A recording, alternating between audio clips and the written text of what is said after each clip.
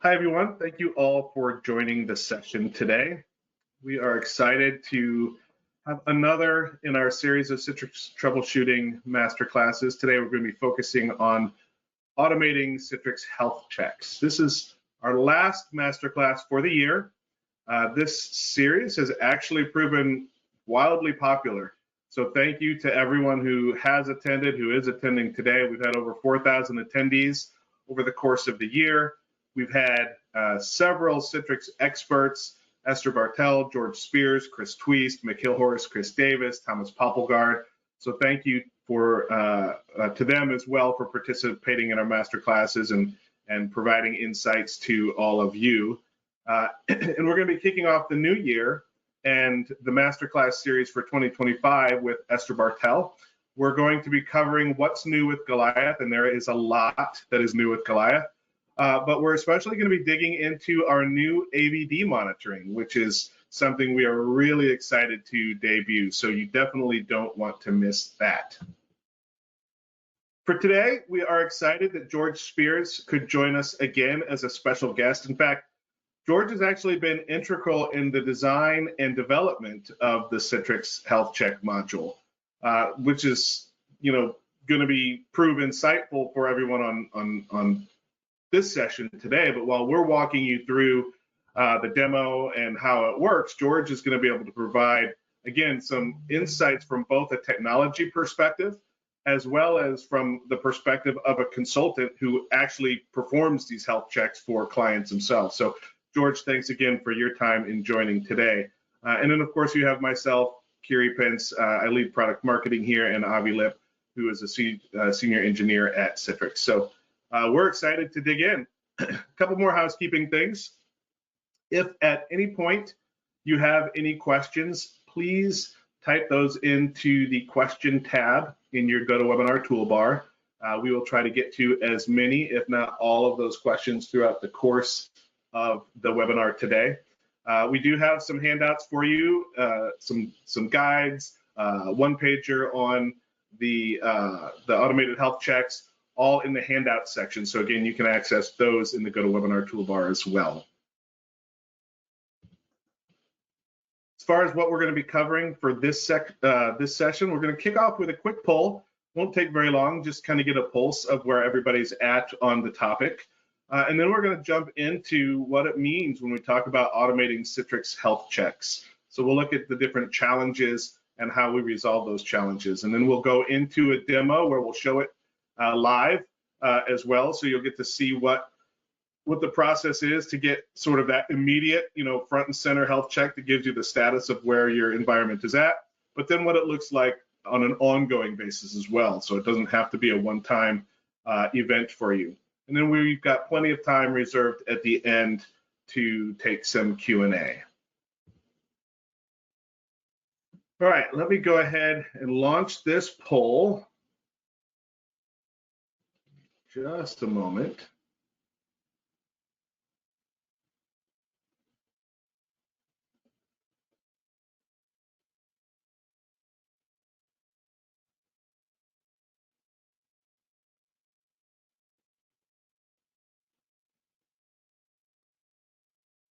Okay, there we go. It was moving a little bit slow. Should launch now. All right, so has your organization completed a Citrix Health Check in the past 12 months? Choices are a little nuanced. So it's yes, but you've used consultants to help you with it, or yes, but you've only used internal resources. No, you haven't. Maybe you didn't have enough time, or it was too expensive, or you didn't think it was needed. So just curious as sort of what the pulse of the audience is on this. Give it just a couple more seconds. All right. So for most of you, let me share this so you can see it. For most of you, you have either done it with the help of consultants, or some of you have done it with leveraging just your own internal resources. That was quite the undertaking, I'm sure. I'd love to hear about that. What that experience was like. And many of you haven't because you didn't have enough time or it was too expensive. And there are a few of you who didn't think it was necessary. So again, after we kind of work through this, I'd love to get your feedback on that as well as to whether or not you still think they are not necessary. All right. So let's go ahead and jump in. So most of you on the call, well, with the exception of 20% of you, I should say, most of you on the call, you don't actually have to be sold on the value of the importance of Citrix Health Checks, but the problem still remains that they're not simple, and IT teams have a lot of roadblocks when you're trying to conduct these. So some of the issues that we have heard from clients who either haven't conducted health checks or wish they could but they couldn't are, number one, they're costly. We've heard that they grow anywhere from 12,000 to 50,000+ and require consultants, and they can climb even higher depending on if they're going to use those consultants to do the remediation as well. So there's the check part, and then there's the actual fixing the issues that the check identifies. If you're using internal resources, it could be as much as $12,000 a week when you're considering salaries and time off the bench and other operating expenses. So these things can get expensive whether you're using consultants or whether you're doing them internally. The second big complaint that we hear or challenge that we hear is that they're long, they're time consuming. We've heard anywhere from 1 to 10 weeks and requiring a lot of manual support to pull them off. And then lastly, and possibly one of the more important factors is they're just a snapshot versus continuous monitoring. So they spend all this money, take all this time to get just a point in time view of what's wrong in their environment. But the problem is now it needs to be repeated on some sort of a cadence. Most look at these things as something that's annual, but you don't have any way to identify or alert when changes are made to the environment, intentionally or unintentionally, that impact end user experience, that impact those Citrix settings and configurations. So having a snapshot in time versus something that can give you that snapshot, but then also provide continuous monitoring is something that has been lacking as well. So the takeaway of this slide is not to throw a bunch of stats at you, but really for you to just see that there's no shortage of statistically significant reasons to ensure that your Citrix environment is always optimized and aligned to best practices. We don't have to convince you. There's lots of statistics available to support why you would want to have an optimized Citrix environment. But that's why we've worked to automate this process.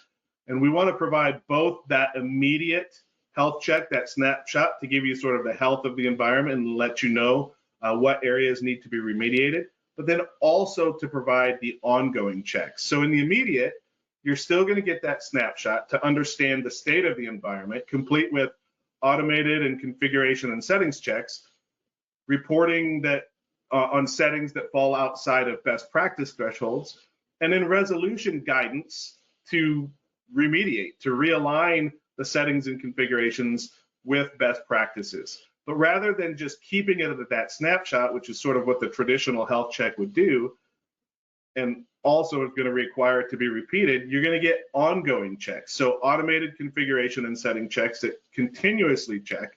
They're alerting on issues that fall outside of best practices and include fix actions, guidance for how to fix them, as well as automated remediation, and then reports and analytics on both the Citrix Health Check itself, as well as the health of the end user's experience. Because one of the important factors that Citrix Health Checks do not measure is they don't tell you what the impact to the end user's experience was. So we add that into the process as well. So let's dig into how this works and what it actually means.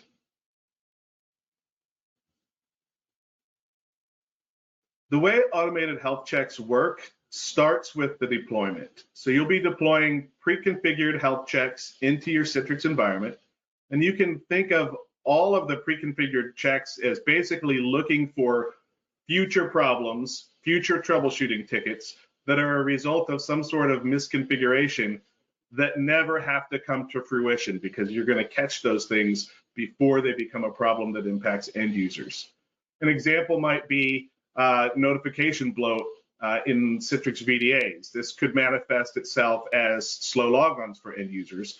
Slow logons that didn't need to occur if settings and configurations are being checked on an ongoing basis. In fact, George, you were just telling me a story a little earlier about how this actually happened at one of your customers. Can you provide a little bit more color around that? Yeah, of course. So I've been obviously providing manual health checks for my clients, and one of those in particular, they were experiencing some really slow logins, and they didn't know, of course, what was causing that. But as we got deep into the health check, we discovered that this customer on their Citrix VDAs had a considerable amount of notification bloat. Now, we could say that I think this was an operating system bug, in the OS, and of course the customer was not aware that such a bug existed. But yeah, once we identified that they had this bloat, we were able to remediate that, as you do, and it had a positive impact on the logon experience. So that's just one of the many examples, I guess, of a health check which has had a positive outcome. Not just on logons, but of course other critical end user experience factors.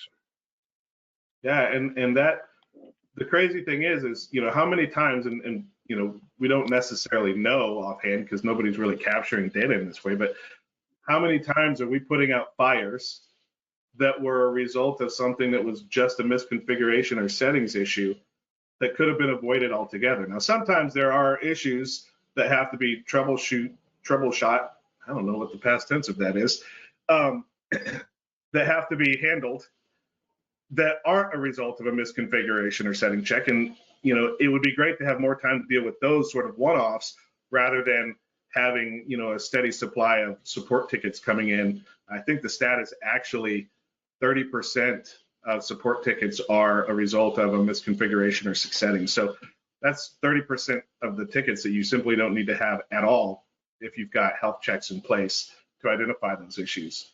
But after it's deployed, then it begins checking automatically for settings and configurations that fall outside of best practice thresholds, outside of vendor guidance.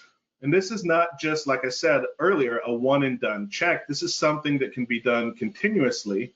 So if any changes occur in your environment, they're caught before they become a problem for end users.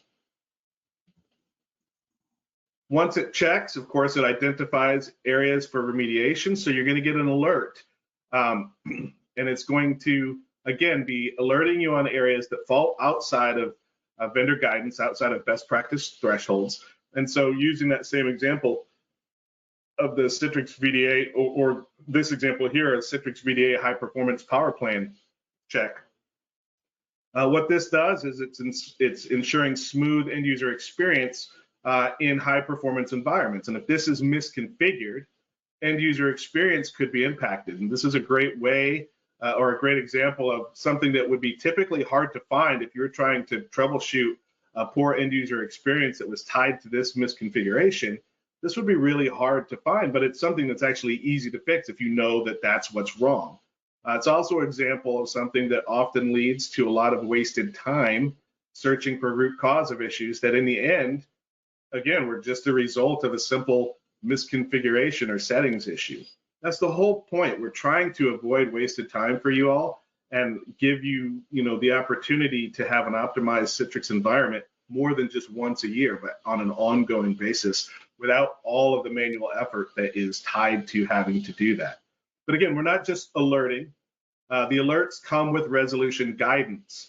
And there are options to leverage automated remediation, but if automation is not ideal for your particular situation, then the resolution guidance is included. And that means that you don't actually have to have deep Citrix expertise to resolve problems that have been flagged. And this is one of the areas where it gets expensive. When you're doing Citrix Health Checks, you might leverage a consultant to do the check.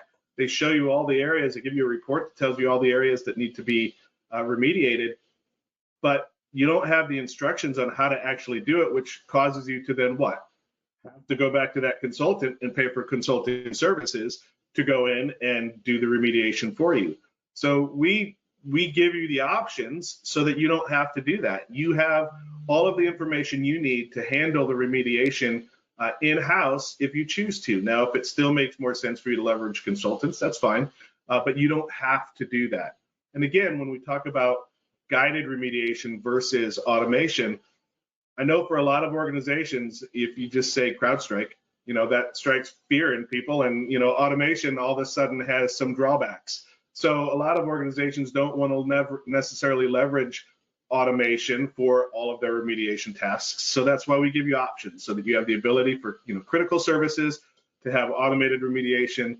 But if it's something that you want to have just a little bit more of a human touch on, you have the ability to not leverage automated remediation, but have the remediation instructions included so that you know exactly where to go to fix the issue. Then we're providing reporting that is going to show the status of the health check with a summary and high-level overview. So this is a way to quickly understand, what percentage of the checks passed, with additional highlights broken down by the check. So again, seeing how each check performed. This is a great view for management, or just to kind of get an overall view of what the status of the health check is. But then we drill down even deeper. And so when it comes to the details and how to actually resolve, we're providing that detailed view broken down by failed check, along with the instructions for how to resolve the issue. So this is super useful for the person or people who end up being tasked with performing the remediation. So again, you have that overall sort of health view of how the check did and how your environment performed against the checks. But then you have the details of exactly where the failure points were and what the remediation steps are that you need to take to resolve the issues. And then something that is truly unique is our ability to provide an end user experience health check as well. And this is how we can show your end user experience has actually been impacted by the health of your Citrix environment. So you can compare analytics from before the Citrix Health Check was completed, and then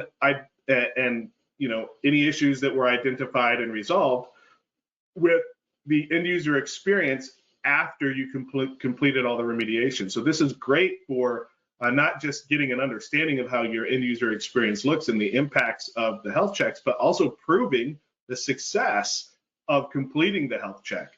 It also illuminates the importance of maintaining an optimized Citrix environment by seeing actual tangible impacts on the end user experience. And this is something that you don't get in any kind of, really any other kind of health check. This is unique to Goliath. We've been focusing, this session and this webinar is focused on the Citrix Health Check module specifically, but we have several additional modules in the works as well, so stay tuned on that.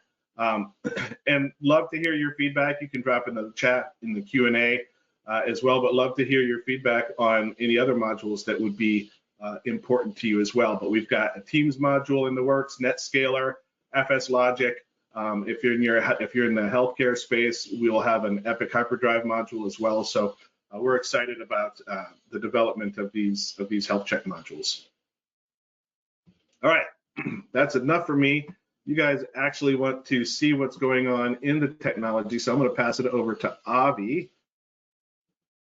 Giving you presenter controls, Avi. Sounds great. Thanks, Kiri. And let me just get onto the right screen here. All right. Looks like I'm sharing the right screen here. So hi, everyone. Thanks for joining us today. As far as the module in action here, as far as getting it configured, if you already have Goliath, it'll be simply as far as just importing the module into your Goliath instance, which is very straightforward. Now, as far as the quick demo of the module itself, what I'm sharing out right now are some of those different health checks. There'll be dozens of these that'll be released or that are released. And what will happen is these are a series of different checks. So whether it's checking in with Task Scheduler, if it's checking services, if it's checking things within Control Panel, registry settings, etc. essentially Citrix releases hundreds of pages of documentation of what is considered best practices, and then you either have to spend a lot of time yourself going through that, or hire a Citrix consultant to come in and be able to do those checks. Here again, as Kiri elaborated, we're just automating that. So not only just automating that for that one time that you would get with a manual check, but also then have these going on an ongoing basis. So these checks would be going on a continuous basis. You can have it 24/7, 365. You can have it on a schedule that fit the organization's needs. And then let's just take, for an example, you have this implemented, and you then get a alert notification that there was one of these checks that had failed. Let's just say that we will stay consistent with what Kiri was showing. So the VDA High Performance Power Plan will alert you here if it is not active. At that point, you receive the alert notification, say via email or into your ticketing system.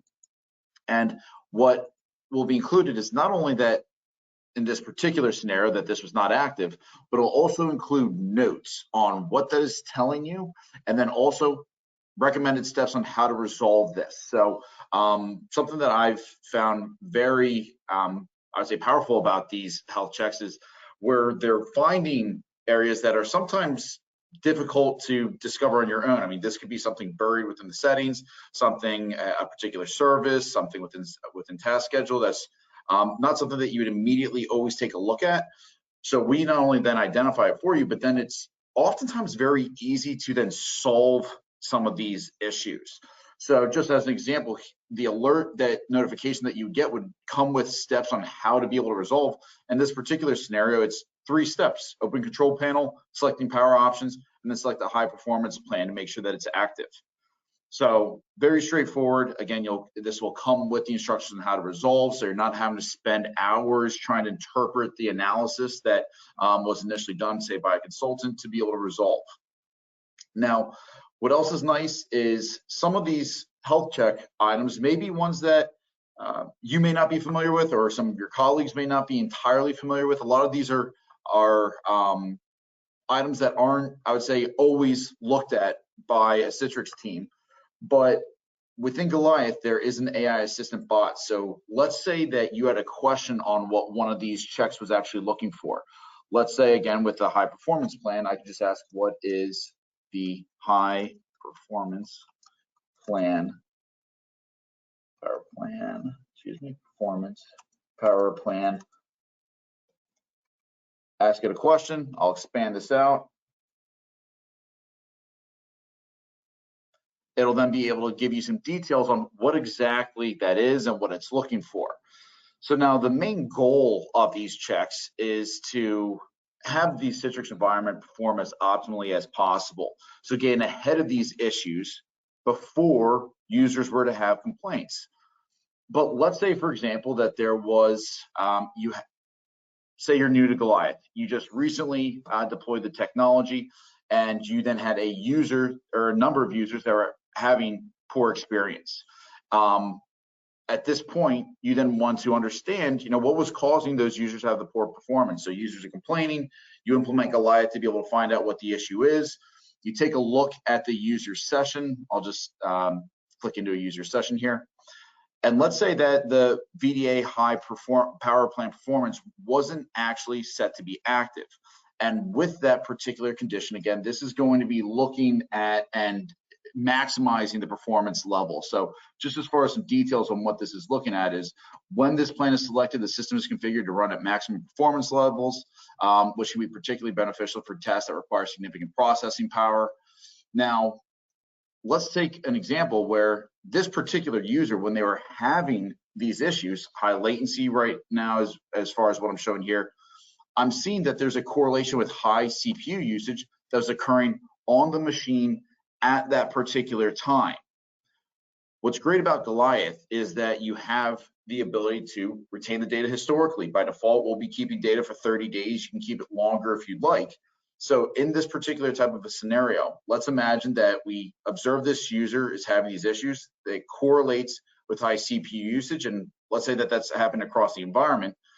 We then import the health check module, and immediately it flags that particular high performance power plan as far as a check that failed, you then know exactly what you need to do to be able to resolve that issue. It took just 3 steps to resolve that, and then you can begin to compare the user experience post that configuration change.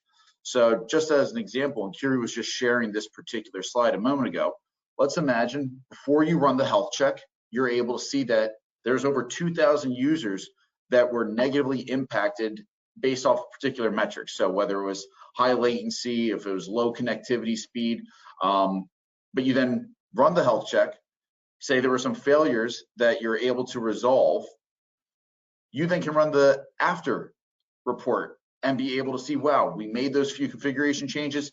We have now cut down on the amount of users that are negatively impacted down to, say, 125, like in the screenshot.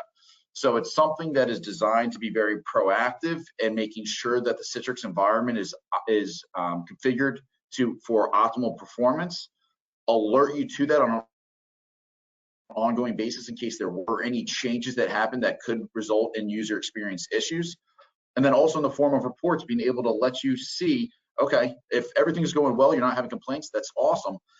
These type of reports will also give you peace of mind that your Citrix environment is configured appropriately to support a satisfactory user experience, being able to see the number of devices that are being checked, the number of health checks that are being executed across the environment. So again, proactive, also again, the ability to run the reports so that you know that the environment is performing optimally on an ongoing basis. I mean, something important that you highlighted there. I don't know if you intentionally or unintentionally meant to highlight it, but can you go back to the before and after? Oh yeah, absolutely. You know, a typical scenario, you'd be looking at a situation like this. You know, if you're not using Goliath, you don't even have visibility into these numbers, so you don't even really know what the broader impact is. But that represents, you know, 2,700 individual troubleshooting issues. You know, maybe there's some grouped together, but 2,700 issues that you have to figure out what's going on with these users. So to Avi's point, once you run a health check and you remediate those issues, and of that 2,700, you know, looked like maybe 2,600 were a result of some sort of a misconfiguration, you've just massively cut down troubleshooting off issues, and then or realize that ended up being something as simple as configuration. And that's what we're trying to help you avoid, is just about how we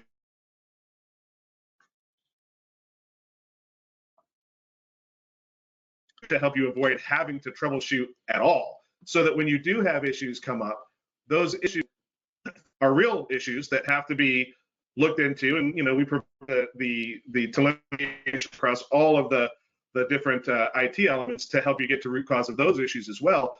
But we'd love it for you if you didn't have to tackle all of those one-off issues that were because of something silly like misconfigurations or settings issues. Do you have any other examples, just from your time of consulting and doing these health checks, of issues that were really something that was pretty easy to fix, something easy to resolve, but not something that they typically would have looked for when they were troubleshooting? You were talking to me a little bit earlier about some things that impacted logon. So they manifested as a poor end user experience from a logon perspective, but it ended up being something that was simple because of a settings check.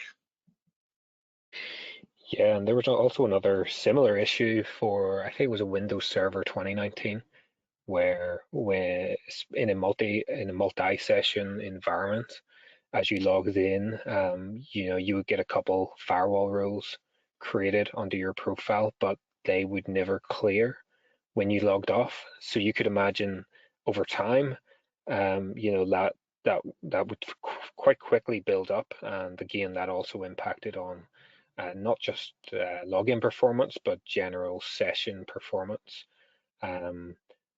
It's one of those ones that's easy to fix once you know, but if you don't know, you simply just don't know, and that's just, you know, it's how it is.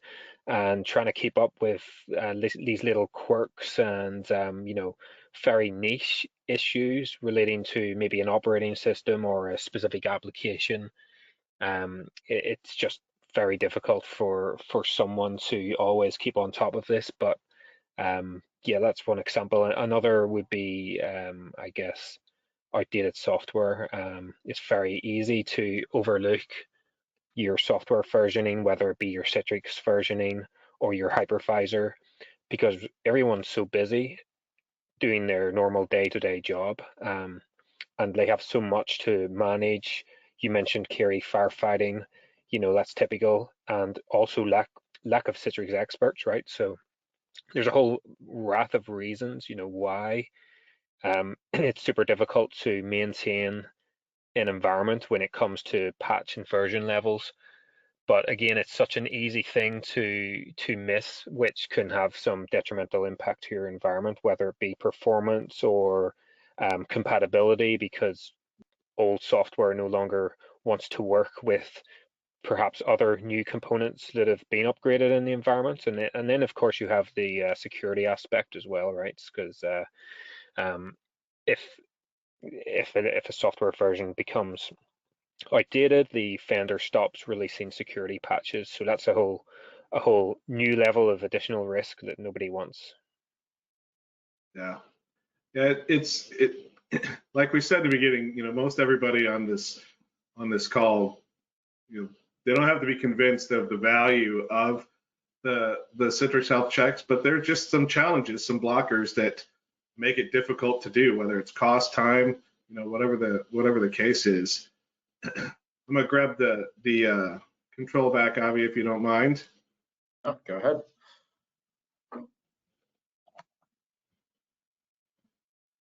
So as we head towards Q&A time, and there are already a bunch of questions that have come in, just a reminder for all of you, if you've got questions, now is a great time to ask them. You've got two smart people and then me on the call, so between the two of them, we should be able to get all your questions answered. But go ahead and type them into the question tab in the GoToWebinar toolbar. As we sort of recap before we head into Q&A time, again, most of us, we don't have to be convinced that Citrix Health Checks are important. Plenty of stats that help support that, but it doesn't change the fact that they're expensive, that they're time consuming, and in most cases, they're just a snapshot. And I will add also a third element there that they don't take into account what the impact on end user experience is. And I don't want to say they don't take into account, but they don't have any way of visualizing that, of validating what the impact to end user experience has been.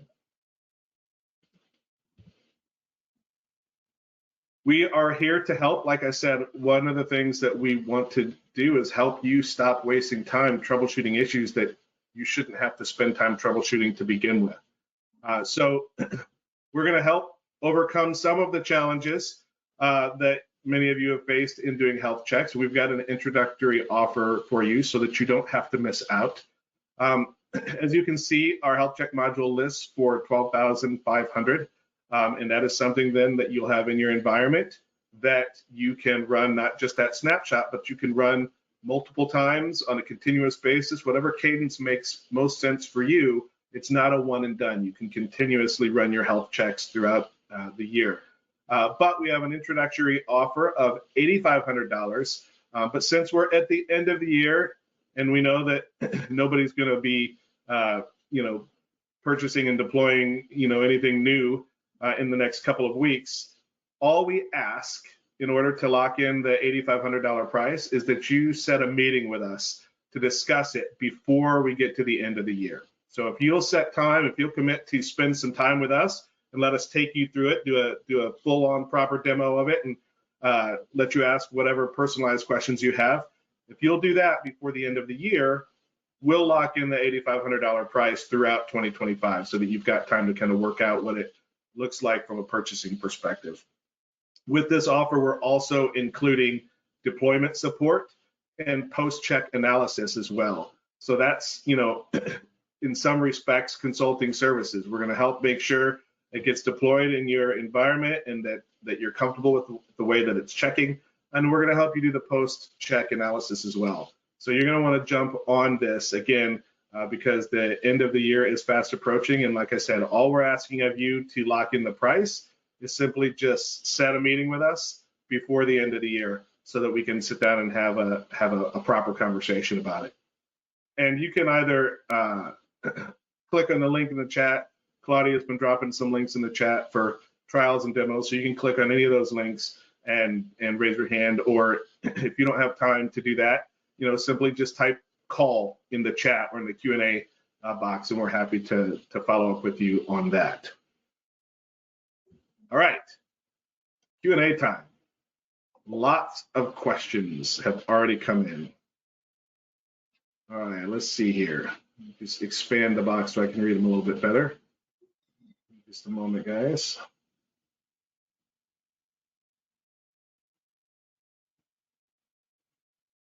All right. So George, this is probably a question for you. What exactly is this checking?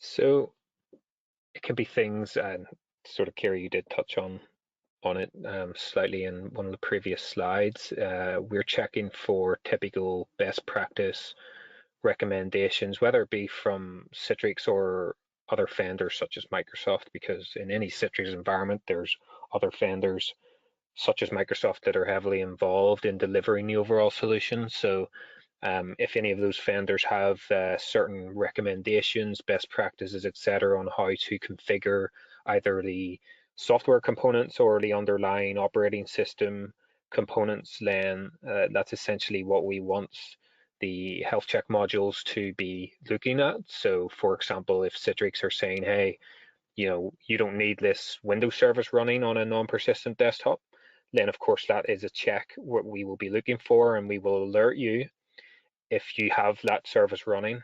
Now, of course, then it's, as Kerry mentioned, it's up to the customer whether you want to manually remediate that or have it automated. But that's essentially in a sort of high level nutshell what the health check module is doing. It's just making sure that where your environment is slightly or majorly out of best practice configurations, then we want to flag that to you and bring it to your attention.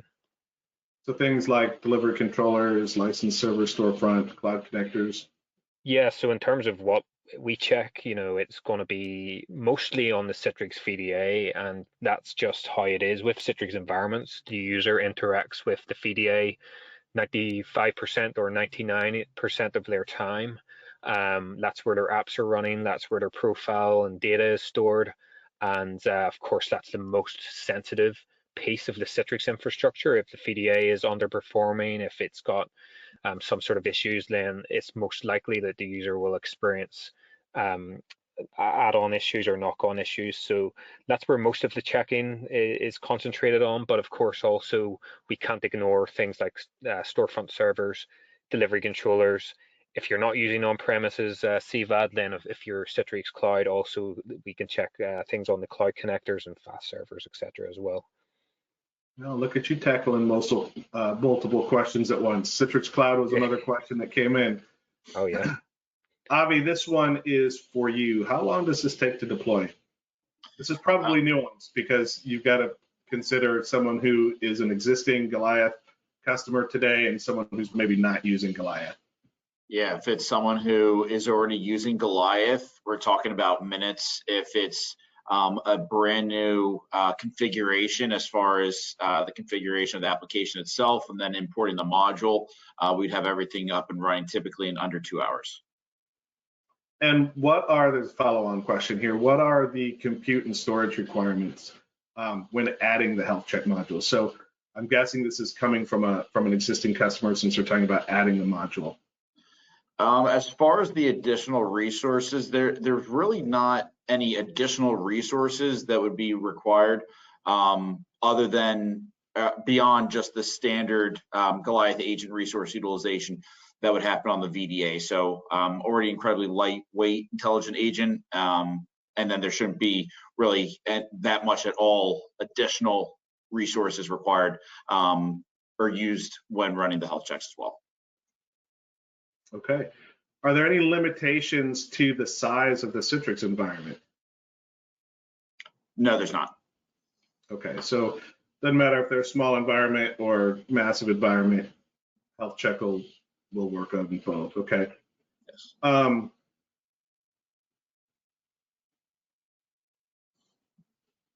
This is a, so how do you, this is a, we get this question a lot actually. How do you address customers' reluctance in hesitancy when it comes to AI in general? That's a good question. As far as if we're referring to the AI feature within Goliath, that is a feature that can be disabled. So if you're an organization that maybe there's restrictions or maybe want to have it AI be prohibited from within any of your technology tool set, then that's something that can be turned off in Goliath. Okay. George, I think this next one's probably for you. Do we support Citrix Profile Management? Yes, we do. And also, as you mentioned also in a previous slide, FS Logic's module as well. Okay. Do the mod, this, George, this is maybe going to be actually between George and Avi, this will be for both of you. Do the modules identify root cause of existing issues? So for example, can this module identify long logon issues? It can, so if you have let's say a misconfiguration, like I mentioned in the previous slide, there was situations where customers had experienced high logons due to notification bloats. And there was also a Windows firewall rule buildup, which again caused not just login duration increases, but also a poor in-session performance. So the health check will be able to pick up on things like that. So the answer to that is yes, if there was a specific configuration or setting which was negatively impacting the logons, then the health check module will pick up on that. But if it's not related to like a specific setting or a best practice configuration, then of course, the modules are just one aspect of the entire solution, right? So we also have, the entire Goliath solution, which delves deep into the logon process. And I know, Avi, if you want to delve a little bit more into that, but, Goliath captures a lot of data on many of the logon steps, right? Yeah, I couldn't have said it any better myself, George. As far as just the additional piece that George was just referring to as the different stages of the logon process, we'll give insight into over 30 different stages of the Citrix logon process. So if it's not something due to a configuration change or a misconfiguration, it could be something to do with maybe group policies or profile loading or something on the client side that's causing the issue of brokering. We'll be able to pick up on that as well. Excellent. So the answer is yes, but nuanced. It'll actually help you identify issues quickly if they are tied to settings or configurations, but for those one-off issues that have some sort of deeper root cause, we provide you the details to go ahead and troubleshoot those as well. All right. Another good question. This actually was a repeated question as well. So how do these work on an ongoing basis? So vendors are going to change their guidance, new releases come out. When someone does a health check, it's sort of that snapshot one and done. But what if there's 2 or 3 releases throughout the course of the year? Citrix used to have a quarterly release. Who knows what the cadence will be going forward with all the changes? How do we handle those changes in vendor guidance? Avi, I guess it could be to you or to George. I can start this one even and say that, yeah, of course, every quarter or even on a month-by-month basis, when you think of things even like Microsoft Teams, it's always evolving, new features being added, and of course that could result in some guidance or new guidance being set by vendors such as Microsoft. Citrix are no different in Citrix Cloud. They're always innovating every month there's new features, and then those obviously get ported to CVAD as well, and those are released quarterly. So Citrix could release a new feature, suddenly there's guidance on how that should be configured, and if there could be, for example, certain registry settings that you need to set up. So we're always looking for what's changing in terms of the sort of key vendor guidance in terms of best practices and configurations. So we'll always be looking to see what's new, what's changing, and of course then port that into the modules. So you could probably expect a quarterly update on the latest best practices and vendor guidance. And then as Avi said earlier, it takes just a couple of minutes to actually update to get the module deployed. If you're just updating it, be a few minutes and then you're up and running with the latest guidance. So definitely throughout the year, there will be multiple updates and to address any changes in vendor guidance so that you're always staying up to date. Again, the point of this is that you don't have just a limited one and done health check. We want to provide you the data that you need to be able to continuously run these checks so that you're always optimized and not just optimizing it as a one-time experience. Okay, next question. Is this a one-time cost or do you have to pay annually for it? So the initial, it is a subscription, but the initial subscription is what we just spoke about, lists for 12.5, 8,500 for the special offer. But then there's a reduced ongoing subscription rate because obviously on the front end, this is where we're going to catch all of the big issues because this will be the first check that you're doing, presumably.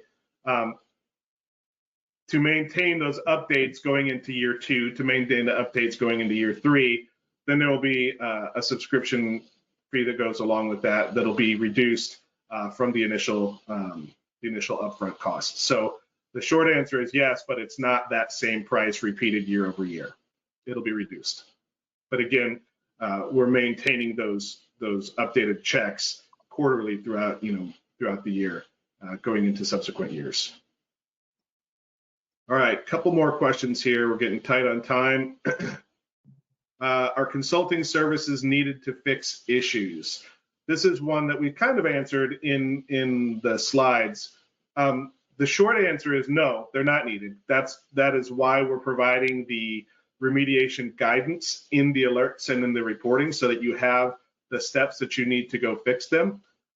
If you need services because it's just more cost effective for you to have help, we certainly can help with those services as well. So that is you have the option there, but we want to give you the ability to handle it in-house as much as you want to. And then of course, if you want to leverage some services, we have services that we can provide alongside of that.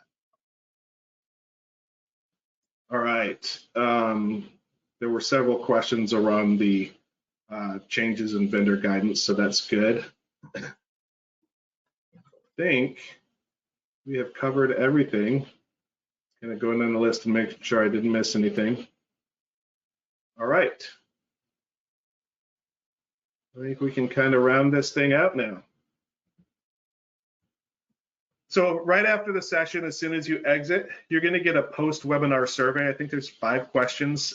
Should be real quick to answer, but if you wouldn't mind just taking a minute to fill that out, helps us to understand, again, get the pulse of where you're at, but it also helps us to make future sessions more meaningful and impactful for you all. So again, if you wouldn't mind taking a few minutes to, or really just a minute to fill that out, that would be great. And as we wrap this up, this is part of a series. We're going to continue this series into 2025. We'll expand the topics, so we're excited about what's coming. Don't miss our next session, which is going to be on January 24th. Like I said, we'll have Esther Bartel joining us.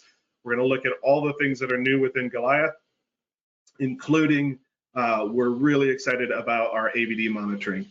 If you're interested in free POCs or trials or personalized demos, we're happy to set you up with that as well.